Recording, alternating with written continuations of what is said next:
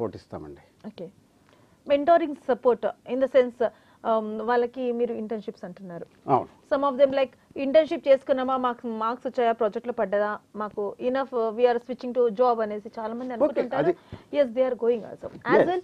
Entrepreneurship అనుకునే వాళ్ళు చాలా మంది ఉంటారు, but unable to success in that path అని అనుకోవచ్చు. గోల్ అని అనలేను, ఎందుకంటే ఇంకా రీచ్ అవ్వరు కాబట్టి ఆ పాత్లో వాళ్ళు సక్సెస్ అవ్వరు. మరి దానికి మీరు ఇచ్చే సలహా? వాళ్ళకి ఉద్యోగం అవసరం ఉంటే కొన్ని సంవత్సరాలు ఉద్యోగం చేస్తామనుకుంటే వెళ్ళొచ్చండి. You can become an entrepreneur at any stage in your life. You can become an entrepreneur at the age of 72 also. Okay. My present age. You can become an entrepreneur. There is no age limit. So మీరు కొంచెం experience gain చేసి entrepreneur అవుతామంటే that's also a good decision. But అది మీ decision కావాలి. మీరు ఎప్పుడు entrepreneur కావాలనుకుంటున్నారు? నా ఆలోచన ఏంటంటే మనకి మంచి ఐడియా ఉంటే అండ్ స్ట్రాంగ్ డిటర్మినేషన్ ఉంటే everything will fall in place అండి. చాలా మంది ఏమనుకుంటారు, ఆంటర్‌ప్రెన్యూర్ కావాలంటే మనం ధనవంతులమై ఉండాలి.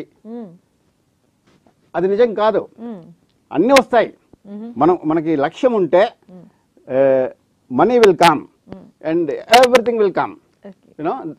Everything will fall in place.